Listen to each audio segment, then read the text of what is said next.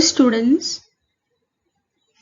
Second year political science के second paper Indian political system में आज हम सविनय अवज्ञा आंदोलन सिविल डिसओबीडियंस मूवमेंट का अध्ययन करेंगे।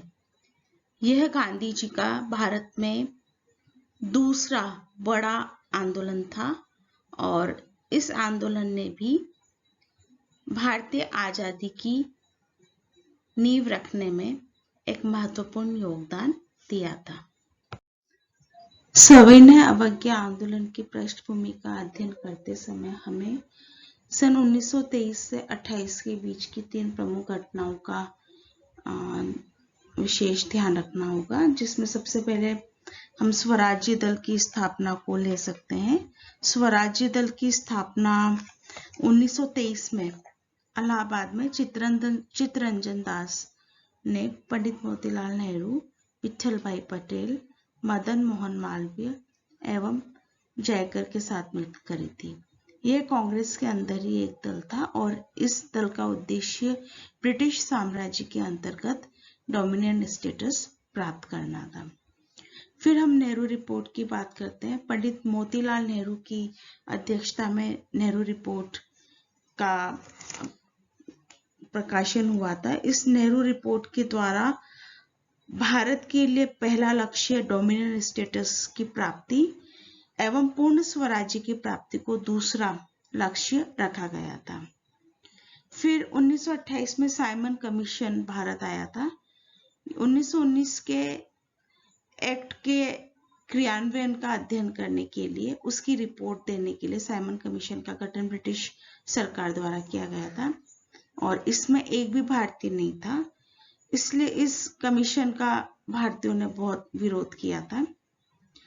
उसके पश्चात कलकत्ता कांग्रेस का अधिवेशन हुआ था, जिसमें नेहरू रिपोर्ट के संबंध में कांग्रेस में जो मतभेद था उसमें मध्यस्थता करते हुए गांधी जी ने कहा था कि यदि ब्रिटिश संसद इस विधान को ज्यों का त्यों 31 दिसंबर 1929 तक या उससे पहले स्वीकार कर ले तो कांग्रेस इस विधान को अपना लेगी, बशर्ते कि राजनीतिक स्थिति में कोई परिवर्तन न हो। लेकिन यदि उस तिथि तक ब्रिटिश संसद उसे स्वीकार न करे और इसके पहले ही अस्वीकार कर दे तो कांग्रेस देश को करबंदी की सलाह देकर तथा अन्य उपायों के आधार पर, जिन्हें वह बाद में निश्चित करेगी, अहिंसात्मक असहयोग आंदोलन चलाएगी। इंग्लैंड में मजदूर दल की जो सरकार बनी थी मई 1929 में, उससे भी भारतीयों ने कुछ उम्मीद करी थी कि वो भारत की आजादी के संबंध में कोई निर्णय लेगी, लेकिन यह सरकार भी भारतीयों की मांगों के संबंध में कुछ कर नहीं पाई। उसके पश्चात 1929 का लाहौर अधिवेशन और पूर्ण स्वाधीनता का प्रस्ताव आता है। 1929 का लाहौर अधिवेशन के दौरान 31 दिसंबर की रात्रि को 12 बजे रावी नदी के तट पर भारत का तिरंगा झंडा फहराकर पूर्ण स्वाधीनता का प्रस्ताव पास किया गया था। देश की आंतरिक स्थिति भी उस समय बहुत खराब हो चुकी थी और कृषि संबंधी उपज के भाव 50% से अधिक गिर गए थे और किसानों की हालत इतनी तंग थी कि वे 1 गज कपड़ा व 1 बोतल लैंप का तेल भी नहीं खरीद पा रहे थे। सीधा साधा तथ्य यह था कि वे कर लगान और ऋण अदा करने में असमर्थ थे। व्यावसायिक और औद्योगिक वर्गों में भी रुपये की नई दर के कारण तीव्र असंतोष था। तो उस समय इतनी ज्यादा स्थिति बिगड़ चुकी थी कि गांधी जी को अपने इस दूसरे बड़े आंदोलन सविनय अवज्ञा आंदोलन की शुरुआत करनी पड़ी थी।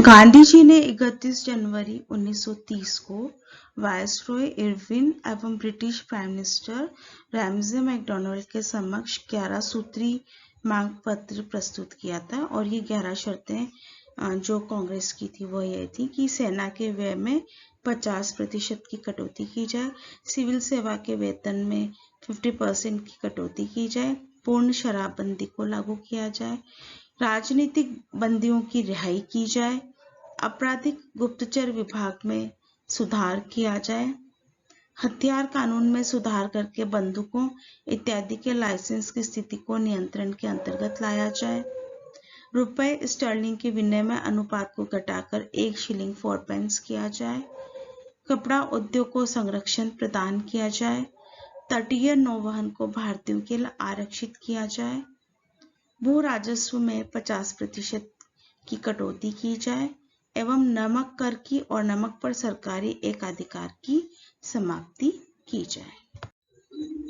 ब्रिटिश सरकार द्वारा मांगों को न माने जाने की स्थिति में महात्मा गांधी के नेतृत्व में कांग्रेस ने सविनय अवज्ञा आंदोलन की शुरुआत करी और इस आंदोलन की शुरुआत गांधी जी ने अपनी दांडी यात्रा द्वारा करी थी। यह यात्रा 12 मार्च 1930 को साबरमती आश्रम से अपने 78 अनुयायियों के साथ दांडी तट तक की पैदल यात्रा के साथ की थी। गांधी जी ने अपने समर्थकों के साथ अरब सागर के पास बसे दांडी के लिए करीब 200 मील की यात्रा पर निकल पड़े थे और उन्होंने करीब 24 दिनों में अपनी यह पद यात्रा पूरी करी और 5 अप्रैल को दांडी पहुंचे थे। 6 अप्रैल 1930 को नमक कानून तोड़कर सविनय अवज्ञा आंदोलन का सूत्रपात किया गया। सरकार ने नमक कर दुगुना कर दिया था। इसका सीधा प्रभाव निर्धन जनता पर पड़ा था क्योंकि नमक सर्वसाधारण के काम आने वाला खाद्य था।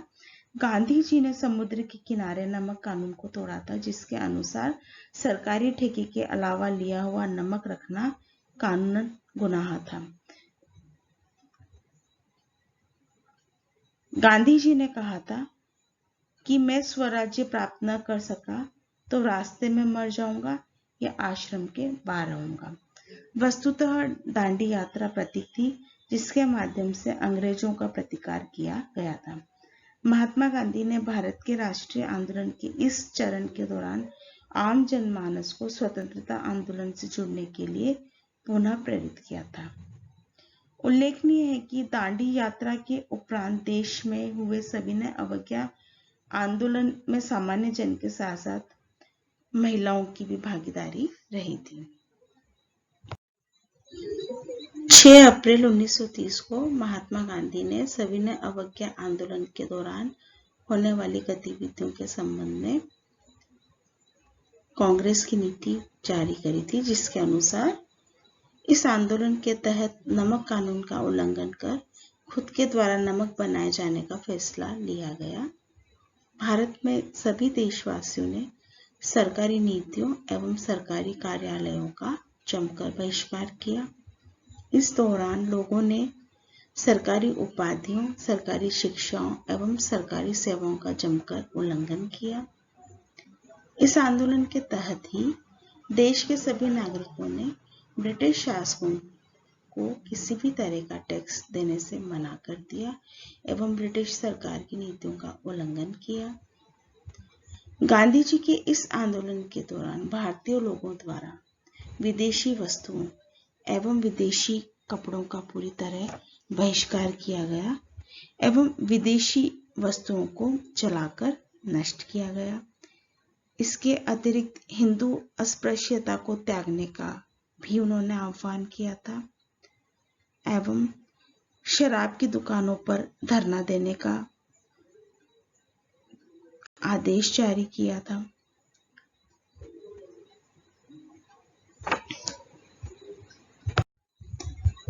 सविनय अवज्ञा आंदोलन में भारतीयों ने उत्साहपूर्वक भाग लिया था एवं अंग्रेज सरकार के खिलाफ प्रदर्शन किया था और अंग्रेज सरकार को भारतीयों की मांगों को मानने के लिए, उन पर विचार करने के लिए विवश किया था। 1930 में साइमन कमीशन की रिपोर्ट प्रकाशित करने के बाद से भारत की संवैधानिक समस्या को सुलझाने के लिए लंदन में प्रथम गोलमेज सम्मेलन आयोजित किया गया था। 12 नवंबर 1930 को British prime minister Ramsay MacDonald की अध्यक्षता में इस सम्मेलन का आयोजन किया गया था। इसमें भारत के सभी अधिकांश वर्गों का प्रतिनिधित्व करने वाले प्रतिनिधियों ने भाग लिया था। डॉक्टर भीमराव अंबेडकर, तेज बहादुर सप्रू, मोहम्मद अली जिन्ना इसमें शामिल हुए थे। हालांकि कांग्रेस द्वारा इस सम्मेलन का बहिष्कार किया गया था और यह सम्मेलन बिना किसी सहमति पर पहुंचे समाप्त हो गया था। जैसा कि कांग्रेस ने इसका पहले ही बहिष्कार कर दिया था, तो यह तो स्पष्ट था कि इस सम्मेलन से ज्यादा कुछ हासिल होने वाला नहीं था। उसके पश्चात जनवरी 1931 में सविनय अवज्ञा आंदोलन के दौरान जब गांधी जी को गिरफ्तार कर लिया गया था, उन्हें जनवरी 1931 में रिहा कर दिया गया था। तेज बहादुर सप्रू एवं जयकर के प्रयासों से 17 फरवरी को दिल्ली में वार्ता हुई एवं 5 मार्च 1931 को गांधी एवं वॉयसरॉय इरविन के मध्य समझौता हुआ था, जिसे हम गांधी इरविन समझौता 1931 के नाम से जानते हैं। इस समझौते की कुछ प्रमुख बातें थी कि आंदोलन से संबंधित सभी अध्यादेशों एवं अपूर्ण अभियोगों के मामलों को वापस लिया जाएगा, राजनीतिक बंदियों को मुक्त किया जाएगा, आंदोलन के दौरान जब्तशुदा संपत्ति उनके मालिकों को लौटा दी जाएगी, विदेशी वस्तुओं और मादक पदार्थों की दुकानों पर किए जा रहे शांतिपूर्ण धरनों में सरकार हस्तक्षेप नहीं करेगी।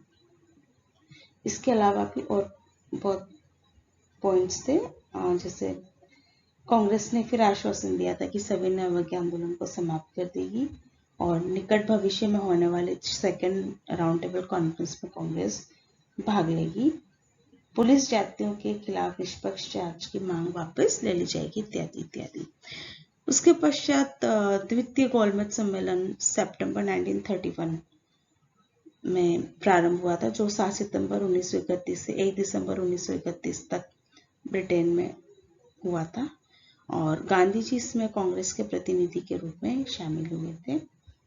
गांधी जी ने इस सम्मेलन में पूर्ण उत्तरदायी शासन से संबंधित मांग करी थी और यह आंदोलन भी सांप्रदायिक समस्या के कारण कुछ हासिल नहीं कर पाया और बिना किसी ठोस निर्णय के समाप्त हो गया था। इसके पश्चात तृतीय गोलमेज सम्मेलन 1932 में पुनः आयोजित किया गया था और इसका कांग्रेस द्वारा बहिष्कार किया गया था और 1932 से 1934 में पुनः एक बार सविनय अवज्ञा आंदोलन को प्रारंभ किया गया था और उसके पश्चात ब्रिटिश सरकार ने भारतीयों की मांगों को मानते हुए भारत शासन अधिनियम 1935 पारित किया था।